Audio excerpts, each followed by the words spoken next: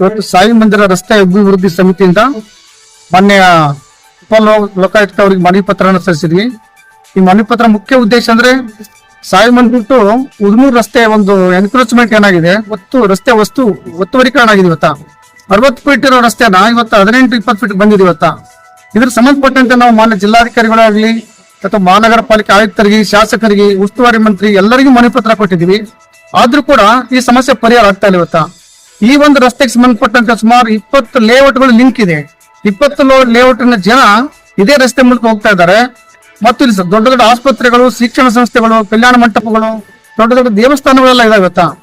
ಈ ಇಡೀ ರಸ್ತೆಯಲ್ಲಿ ಸುಮಾರು ದಿನನಿತ್ಯದಲ್ಲಿ ಸಾವಿರಾರು ಜನ ಓಡಾಟ ಮಾಡ್ತಾ ಇದ್ದಾರೆ. ಆದ್ರೆ ಸುಮಾರು 2011ರಿಂದ ನಾವು ಇವತ್ತು ಅಧಿಕಾರಿಗಳು ಮನವಿ ಪತ್ರ ಕೊಡ್ತಾ ಇದೀವಿ. ಸರ್ಕಾರಿ ಒಂದು ರಸ್ತೆ ಅದು, ಸರ್ಕಾರಿ ಒಂದು ಜಾಗ ನಾವು ವಶಪಡಿಸಿಕೊಳ್ಳ ಕೂಡ ನಮ್ಮ ಸ್ಥಳೀಯ ಆಡಳಿತ ತಯಾರಿಲ್ಲ. ಇದಕ್ಕೆ ನಾವು ಎಲ್ಲಾ ಅಧಿಕಾರಿಗಳಿಗೂ ಮನವಿ ಪತ್ರ ಕೊಟ್ಟು ಬೇಸತ್ತು ಇವತ್ತ ನಾವು ಉಪಲೋಕಾಯುಕ್ತರಿಗೆ ಮನವಿ ಪತ್ರ ಸಲ್ಲಿಸಿದ್ವಿ.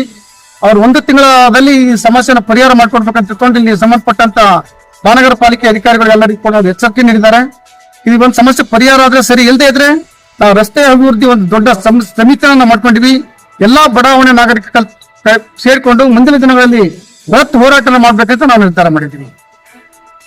ಗೊತ್ತಿರ್ಬೋದು, ಅದು ಕೇವಲ ಮುಂಚೆ ಅದು ಮ್ಯಾಪ್ 50 ಫೀಟ್ ಇದೆ, ಆದ್ರ ಅಲ್ಲಿ ಎನ್ಕ್ರೋಚ್ಮೆಂಟ್ ಆಗಿದೆ ಫುಲ್.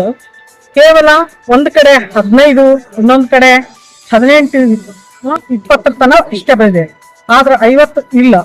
ನಾವು ಇದು ಹೇಳುವುದೇನದ, ಮೇನ್ ರಸ್ತೆ ಅದು ಸುತ್ತಮುತ್ತ 20 ಮ್ಯಾಗ ಏರಿಯಾಗಳು ಬೆಳೆದಿದೆ, ಬಡಾವಣೆಗಳು. ಈ ಬಡಾವಣೆಯಲ್ಲಿ ಸ್ಕೂಲ್ ಕಾಲೇಜ್ಗಳಿದಾವು, ಮತ್ತೆ ಆಸ್ಪತ್ರೆಗಳಿದಾವ, ದೇಗುಲಗಳಿದಾವ, ಮತ್ತೆ ಟ್ಯೂಷನ್ ಕ್ಲಾಸ್ಗಳು ನಡೆಸ್ತಾ ಇದ್ದಾರೆ. ಅಷ್ಟಕ್ಕೆ ನಾವು ಮಕ್ಕಳು ಹೋಗುವಂತ ಪ್ರಸಂಗಗಳು ಬರ್ತವೆ. ಮತ್ತೆ ಆ ಹಾಸ್ಪಿಟ್ಲಿಕ್ಕ ಏನು ವೃದ್ಧರು ಮಕ್ಕಳು ಒಯ್ಯುವಂತ ಸಂದರ್ಭಗಳು ಬರ್ತಾ ಇದೆ. ಮತ್ತೆ ಎಷ್ಟೋ ಸಲ ನಾವು ವಯಸ್ಸಾದವರು ಹೋಗ್ತಿರ್ತಾರೆ. ಇವು ಹೋಗುವಾಗ 2 ಎಟ್ ಎ ಟೈಮ್ ವೆಹಿಕಲ್ ಹೋಗ್ಲಾರ್ದಂಗೆ ಆಗಿದೆ, ಎನ್ಕ್ರೋಚ್ಮೆಂಟ್ ಆಗಿದೆ. ಸುಮಾರು 2011 ಅಲ್ಲಿ ನಾವು ಹೋರಾಟ ಮಾಡ್ಕೊತೇ ಬಂದಿದೆ. ಏನು ಆಯುಕ್ತರಿಗೆ ಏನು ಮಹಾಪಾಲಿಕೆ ಆಯುಕ್ತರಿಗೆ ಗೊತ್ತಿದೆ ಇದು ಎಲ್ಲಾ ಸಮಸ್ಯೆ, ಮತ್ತೆ DC ಅವ್ರಿಗೂ ಕೂಡ ಗೊತ್ತಿದೆ. ಇಷ್ಟೆಲ್ಲ ಗೊತ್ತಿದ್ರು ಕೂಡ ತ್ವರಿತಗತಿಯಲ್ಲೇ ಮಾಡ್ತಾ ಇಲ್ಲ. ಮಾಡ್ತೀವಂತ ಹೇಳ್ತಾರೆ, ನೋಟಿಸ್ ಇದು ಮಾಡ್ತಾರೆ, ಅಲ್ಲಿ ಹೋದಾಗ ಡಿಲೇ ಆಗ್ತಾ ಇದೆ. ಆ ಹಬ್ಬ ಹೇಳ್ತಾರೆ, ಮತ್ತೆ ಏನಾದ್ರು ಹಾಲಿಡೇಗೆ ಬಂದದ ಅಂತ ಹೇಳ್ತಾರೆ. ಈ ಒಂದು ನೆನಪು ಡಿಲೇ ಮಾಡ್ಕೊತ ಬರ್ತಾ ಇದ್ದಾರೆ. ನಮ್ಮ ಉದ್ದೇಶ ಇಷ್ಟೇ. ಬಹಳಷ್ಟು ಈಗಾಗ್ಲೇ ಕೈಕಾಲು ಮುರ್ಕೊಂಡವ್ರು ಇದಾರೆ, ಬಿದ್ದವ್ರು ಇದಾರೆ, ಅವ್ರ ಗಮನಕ್ಕೆ ನಮಗ್ ಬಂದಿಲ್ಲ. ಮತ್ತೆ ಈ ಒಂದು ಹುಡುಗಿ ತಲೆ ಹೊಡ್ಕೊಂಡು ಹೋಗಿದ್ದಾರೆ, ಅವ್ರು ನಮ್ಗೆ ಗೊತ್ತೇ ಇಲ್ಲ. ಅದನ್ನು ಕೂಡ ನಮಗ್ ಗಮನಕ್ಕೆ ಹೇಳಿದ್ದಾರೆ. ಆದ್ರೆ ಯಾರು ಏನು ಅಂತ ವಿಚಾರ ಮಾಡ್ಲಿಕ್ಕೆ ನಮ್ಗೆ ಆಗಿಲ್ಲ. ಯಾಕಂದ್ರೆ ಹೋರಾಟದಲ್ಲಿ ನಿರತರಾಗಿದ್ದೆವು. ಇಷ್ಟು ಹೋರಾಟದಲ್ಲಿ ಸುಮಾರು ಈಗ ಏನದಲ್ಲ, ರಾತ್ರಿಯಲ್ಲಿ ಬಂದು ಕಡಿಯೋದೆಲ್ಲ ಹಾಕಿದಾರೆ, ರೋಡ್ ಮಾಡ್ತೀನಿ ಅಂತ ಹೇಳಿ. ಆದ್ರೆ ಎಲ್ಲ ಜನರಿಗೆ ಅಪ್ರೋಚ್ ಮಾಡ್ಬೇಕಾಗಿತ್ತಲ್ಲ, ಅಲ್ಲಿ ಕ್ಲಾರಿಫೈ ಮಾಡ್ಬೇಕಾಗಿತ್ತಲ್ಲ, ಇದು ಇಷ್ಟು ರೋಡ್ ಇತ್ತು, ನಾವು ಇದ್ದೇ ಮಾಡ್ತಾ ಇದ್ದೇವೆ ಅನ್ನುವಂಥದ್ದು ಅವ್ರ ಗಮನಕ್ಕೆ ಬಂದಿಲ್ಲೇನು ನನ್ನ ಪ್ರಶ್ನೆ ಇಲ್ಲಿ.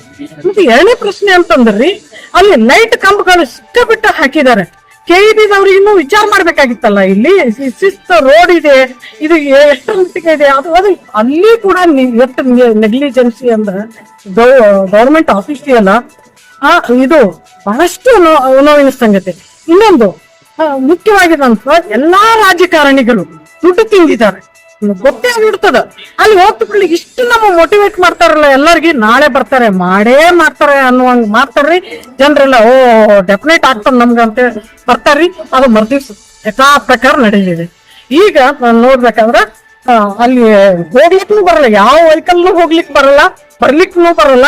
ಎಲ್ಲಾ ಮಟೀರಿಯಲ್ಸ್ ತಂದು ಹಾಕಿದ್ದಾರೆ. ಒಂದ್ ಕಡೆ ಜನರ ಸಮಸ್ಯೆಗಳ ಉಲ್ಬಣಗೆ ಹೋಗ್ತಾ ಇದೆ, ಇನ್ನೊಂದು ಕಡೆ ಏನಂತಂದ್ರ ನಮ್ಗೆ ರೋಡ್ ಬೇಕಾಗಿದೆ. ಆದ್ರೆ ಇತಿಹಾಸದಲ್ಲಿ ಮಕ್ಕಳು ನಮ್ಮನ್ನ ಎಂದೂ ಮರೆಯಕ್ಕಾಗಲ್ಲ. ಯಾಕಂದ್ರ ಮಕ್ಕಳು ಅನಾಹುತಕ್ಕೆ ಎಡೆ ಆಗ್ತಾ ಇದಾವ. ಮುಂದೆ ಹೋಗುವಂತ ಅಂದ್ರೆ ತಮ್ಮ ಫ್ಯೂಚರ್ ಅಲ್ಲಿ ಸಡನ್ ಆಗಿ ಹೋಗುವಾಗ ಆಕ್ಸಿಡೆಂಟ್ ಗಳಾಗ್ತಾವ. ನಿಮ್ಗೆ ಗೊತ್ತಿರ್ಬೋದು, ಸಣ್ಣ ಪುಟ್ಟ ಜಗಳ ಆದ್ರೆ ಇವತ್ತ ಏನಂತಾರಲ್ಲ, ಜಾತಿ ಹೆಸರ ಮೇಲೆ ಆಗುವಂತ ಪ್ರಸಂಗಗಳನ್ನು ಬಹಳಷ್ಟು ಅದಾವ. ಅಲ್ಲಿ ಎಲ್ಲಾ ರಾಜಕೀಯ ಪುಢಾರಿಗಳನ್ನು ಅಲ್ಲೇ ಇದಾರೆ. ಯಾಕೆ ಬಂದಿಲ್ಲ ಅವ್ರು ಇಂತ ಒಂದು ಸಮಸ್ಯೆಯನ್ನ ಬಗೆಹರಿಸಲಿಕ್ಕೆ?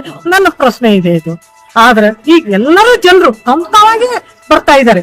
ಈ ಒಂದು ಸಮಸ್ಯೆಯನ್ನ ಅರ್ಥ ಮಾಡ್ಕೊಂಡು ಈ ರೋಡ್ ನಿವಾರಣೆ, ರೋಡ್ ಸಮಸ್ಯೆಯನ್ನ ಬಗೆಹರಿಸಬೇಕು. ಡಿಸಿ ಆದಂತವ್ರು, ಡಿಸಿ ಆಗದಂತವ್ರು ನೋಡ್ರಿ, 1 ತಿಂಗಳಾಯ್ತು ಡಿಸಿ ಅವ್ರು ಒಂದೇ ನೋಟಿಸ್ ಕಟ್ಟಾರ. ಇನ್ನ ನಾವು ಹೋದೇವ ಉಪಾಯುಕ್ತಕ್ಕೆ ಭೇಟಿ ಆದಾಗ ನಾವು ನೋಟಿಸ್ ಕೊಟ್ಟೇವ್ರಿ ಅಂತ ಹೇಳಿದ್ರು. ಬಟ್ ಎಷ್ಟು 1 ತಿಂಗಳಾಯ್ತು. 1 ತಿಂಗಳು ಒಂದೇ ನೋಟಿಸ್ ನಾವು ಪ್ರಶ್ನೆ ಮಾಡ್ಬೇಕಲ್ಲ. ಇಲ್ಲಿ ನಾನ್ ಮಾಡ್ತಾ ಇದ್ದೀನಿ, ಇಲ್ಲಿ ನಿಮ್ಗೂ ನಾನು ಅವ್ರಿಗೆ ಮಾಡ್ತಾ ಇದ್ದೀನಿ. ಯಾವಾಗ ನಿಮ್ದು ಈ ಸಮಸ್ಯೆ ಬಗೆಹರಿಸ್ತಿದ್ದೀರಿ, ಯಾವಾಗ ಕ್ರಮ ತಗೋತಾ ಇದ್ದೀರಿ? ಇವಾಗ ಮಾತ್ರ ಎಲ್ಲಾ ಮಕ್ಕಳು, ಯುವಕರು, ವಿದ್ಯಾರ್ಥಿಗಳು ರಾತ್ರಿ ಹೋರಾಟ ಮಾಡ್ಲಿಕ್ಕೆ ತಯಾರಾಗಿದಾರ, ರಸ್ತಾರೋಕನೂ ಮಾಡ್ಲಿಕ್ಕೆ ತಯಾರಾಗಿದ್ದಾರೆ. ಒಟ್ಟಾರೆ ನಮ್ಗ್ ಜಗಳ ಬೇಕಾಗಿಲ್ಲ, ನಮ್ಗ್ ರೋಡ್ ಬೇಕು, ಜನರ ನೆಮ್ಮದಿ ಬೇಕು, ಮಕ್ಕಳು ಏನೋ ಸುರಕ್ಷಿತವಾಗಿ ಸ್ಕೂಲ್ ಕಾಲೇಜ್ಗಳು ಹೋಗಿ ಮನೆಗೆ ಬರ್ಬೇಕು. ಇವತ್ತು ಆಸ್ಪತ್ರೆಗೆ ನಾವು ಆರಾಮವಾಗಿ ಹೋಗಿ ಬರ್ಬೇಕು.